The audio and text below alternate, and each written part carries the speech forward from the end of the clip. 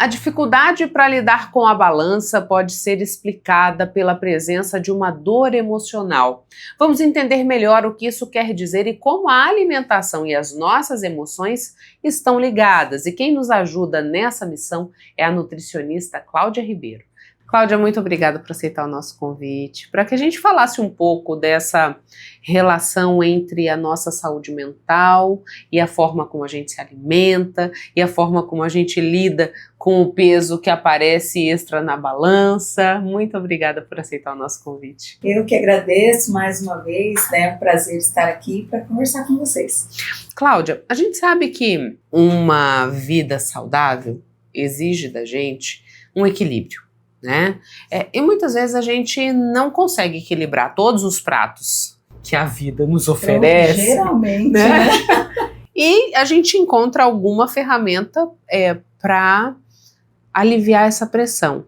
E algumas pessoas encontram isso na alimentação, outras pessoas encontram isso na bebida alcoólica, né? Como é que tá, ou como funciona essa ligação do nosso emocional com aquilo que a gente consome ou a forma como a gente consome? Então, essa relação emocional com a comida, quando ela está deturpada, a pessoa deixa de enxergar o alimento como uma fonte de nutrição e saúde para o corpo e passa a enxergá-lo como uma fonte de prazer, uma fonte de alívio, né? Um mero sossego ali enquanto eu tô tomando aquela coca bem geladinha, né? Então, elas não olham mais o alimento como um meio de se ter uma vida prazerosa. O alimento é o fim, é o prazer que eu encontro nele. Geralmente isso está ligado a questões que é própria do ser humano, né? Que é foge da dor, corre pro prazer. Né? Cada vez mais parece que a gente está desaprendendo a encarar a vida, a realidade de frente. Então a gente sempre está procurando uma anestesia para aqueles momentos em que a vida ficou desconfortável em alguma esfera dela.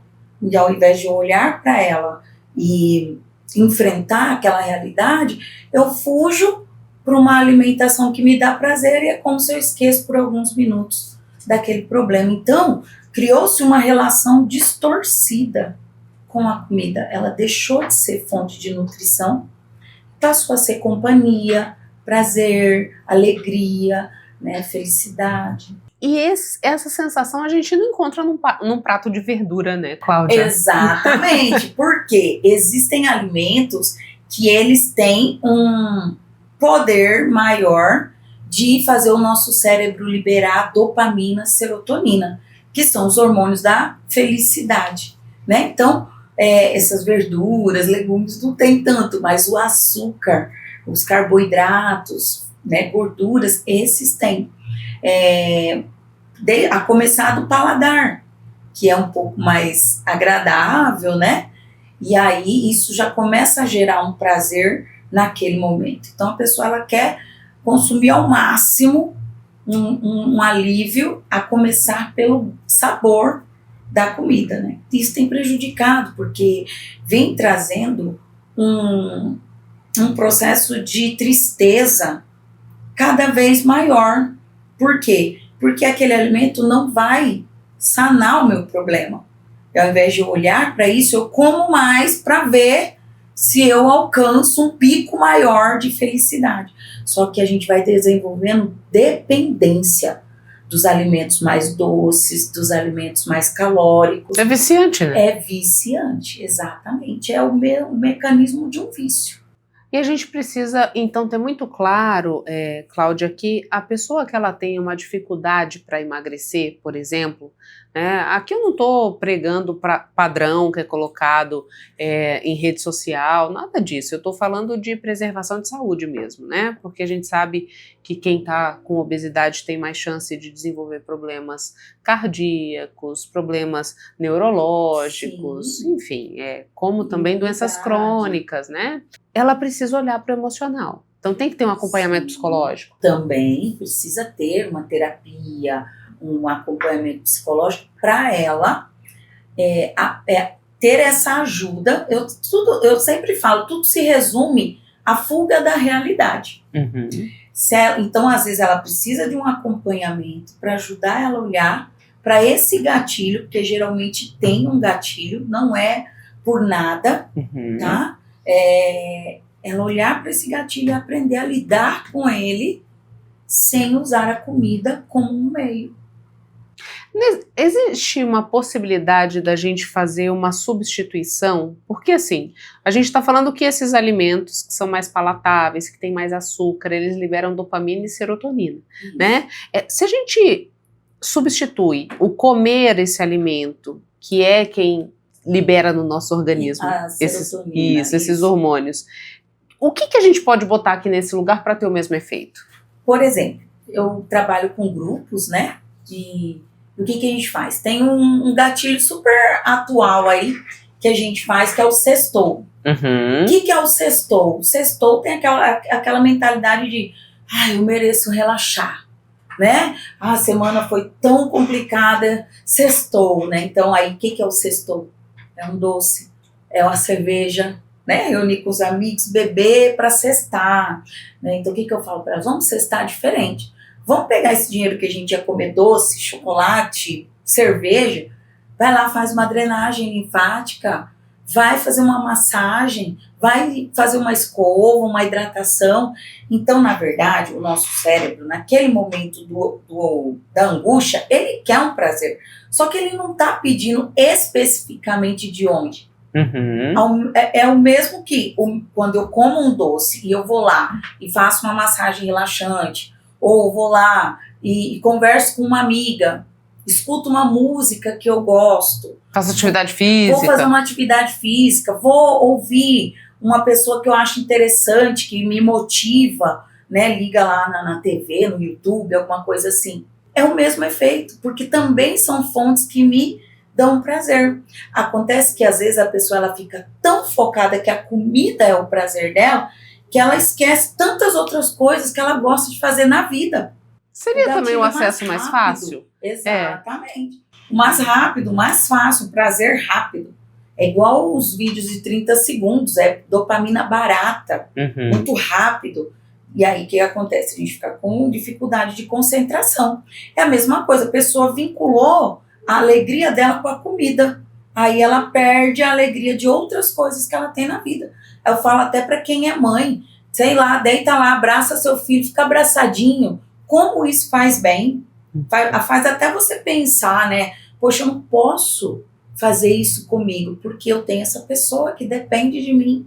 Abraça, vai lá, vai assistir um filminho. Então, dá para trocar a fonte de prazer, sem deixar de olhar para a realidade e ver os melhores mecanismos de encará-la e resolver aquilo.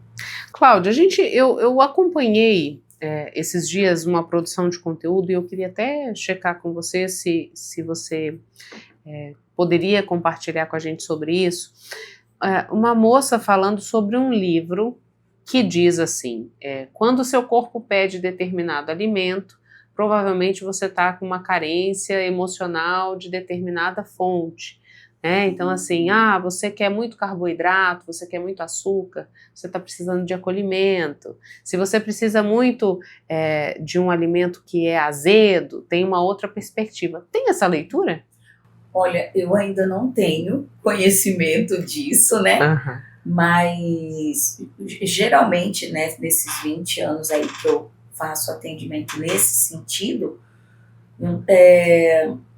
quando você foi falando, eu fui imaginando assim, de repente se falar alguém com proteína, né? Uhum. Aquela pessoa que treina, que ela tem uma fissura, né, por proteínas e tal, que ela quer crescer o corpo, talvez quando isso passa do ponto, pode ser que ela queira uma aprovação, né, uma validação, tá ligado com o emocional. Tudo que é demais, mesmo que seja um alimento saudável, tá ligado com o emocional. Tanto é que vira transtorno, tem até nome, né? Por exemplo, a vigorexia, né? Alguém que é viciado ele não consegue enxergar que ele já tá bem, mas ele fica numa busca incessante por um corpo super malhado, super treinado. Tem a ortorexia, que é alguém que só quer comer coisas saudáveis. É importante? É, mas às vezes passou do ponto. Não vou em outro lugar que não tenha comida saudável, fico só dentro de casa, porque em casa eu como minha comida. Ou levo minha marmita em todos os lugares. Tem uma festa, levo. Então, assim, às vezes essa pessoa ela pode estar passando do ponto e entrando para um transtorno alimentar. Quando vira transtorno alimentar, a pessoa perdeu o controle. E aí ela precisa de ajuda psiquiátrica também, para ela voltar para ela mesma, porque ela se perdeu, né? Então, eu não ouvi ainda vou até me aprofundar, ver o que isso tem a ver. Mas, geralmente, a busca por determinados alimentos tem, sim, fundo emocional.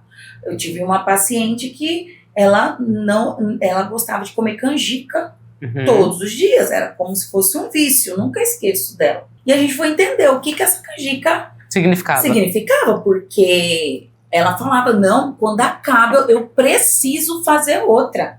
Então sempre tinha. Como que alguém que quer emagrecer vai comer canjica todo dia, com leite condensado e tudo mais? E aí a gente entendeu que ela tinha perdido a mãe recentemente e a mãe fazia uma canjica que ela gostava. Então, entende? A canjica não era mais comida. Era a mãe. Era a mãe, a presença da mãe. Ela trocou, né? A mãe foi embora, ela pôs a canjica no lugar. Por isso que ela não conseguia parar de fazer. E aí a gente trocou por outro meio dela lembrar da mãe de uma forma mais saudável. Foto, música que a mãe gostava, lembrar momentos, escrever uma carta para a mãe. Então a gente foi usando outras técnicas para ela ir entendendo, inclusive, aí é onde eu volto pro arcar com a realidade. Ela não aceitava que a mãe tinha falecido, então, e aceitar a realidade. Quando ela aceitou, a canjica não fez mais sentido. Né? Olha, eu tenho um problema com canjica também. Não é que eu como canjica todo dia, mas se eu fizer uma panela de canjica, ela vai embora, Cláudia, assim, ó. Bom, é muito bom. Diante desse contexto que você compartilha com a gente, que é tão importante, Cláudia, a gente ser mais empático para quem está num processo de emagrecimento, porque às vezes o olhar sempre é muito crítico, existe muita cobrança, mas você falando agora, eu comecei a avaliar até a minha atitude, né, nesse processo. Sim, é uma coisa que eu sempre trabalho em relação às famílias, né? Uhum. A gente precisa entender que a obesidade, ela tem, em alguns momentos, dependendo da história daquela pessoa, ela tem funções importantes para aquela pessoa. Então, emagrecer para ela não está diretamente ligado à saúde. Vou dar um exemplo. Eu vi um vídeo de uma moça no Instagram que ela falava assim: quando eu era obesa, eu era invisível. Quando eu comecei a emagrecer, eu comecei a ficar visível, as pessoas passaram a me ver. Para algumas pessoas, dependendo do contexto de vida dela, aparecer é perigoso. Uhum. Ela volta para o peso novamente, porque ali ela fica escondida. Então tem casos, né, de mulheres que viveram abuso e elas não querem essa exposição, mulheres que foram muito cobradas, né? Então, quando alguém cobra ela de novo, é como se ela revivesse a dor. Então, quando você olha... Eu já fui uma nutricionista antes de conhecer a nutrição comportamental, emocional, que eu falava que era falta de vergonha na cara. Hoje, como eu me arrependo de ter feito isso? Porque eu não estava olhando além daquele peso, daquela pessoa com aquele peso na minha frente. Então, tem muita dor na alma ali. Né? Então a pessoa está comendo muitas vezes por uma dor que ninguém sabe. Né? Que às vezes nem ela mesma. Nem ela. E muitas vezes lá no consultório que nós vamos trazer a consciência dela, a raiz dessa forma de comer, o gatilho emocional. E às vezes está lá no passado dela, na infância dela.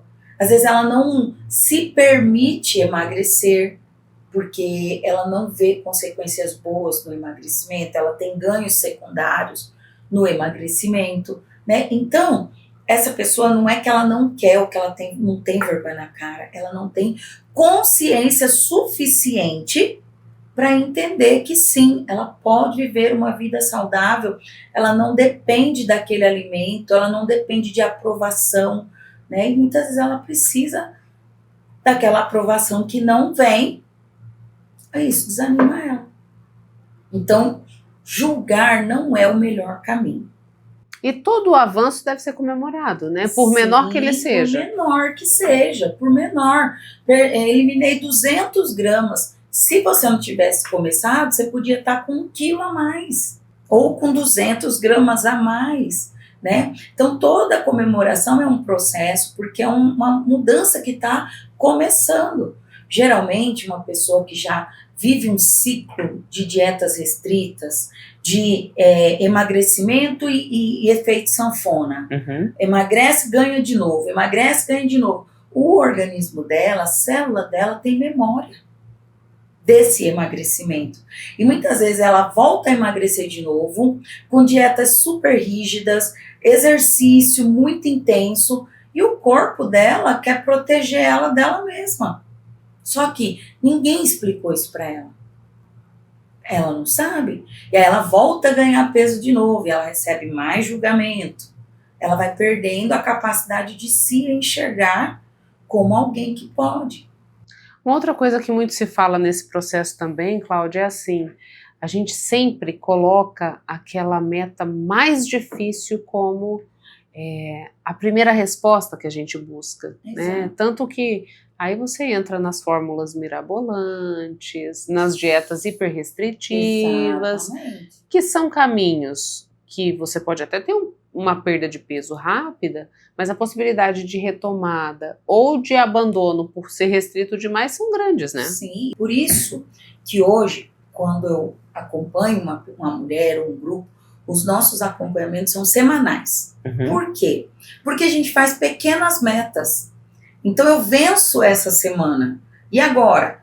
Vamos fazer a meta da semana que vem. Aí eu venço essa semana, quando eu olho, eu já venci 15 dias. Só que dando pequenos passos, consistentes e que eu consigo manter depois. Então, muitas vezes, até essa procura por uma meta muito grande e de forma inconsciente, já no meio dela não conseguir mesmo. Mas ela fala, tô tentando, olha, tô tentando. Se ela tá tentando do jeito errado, né? Então, quando a mente da pessoa vê aquele tamanho daquela meta, ela mesma já vai dizendo para ela, não vou conseguir, é muito grande.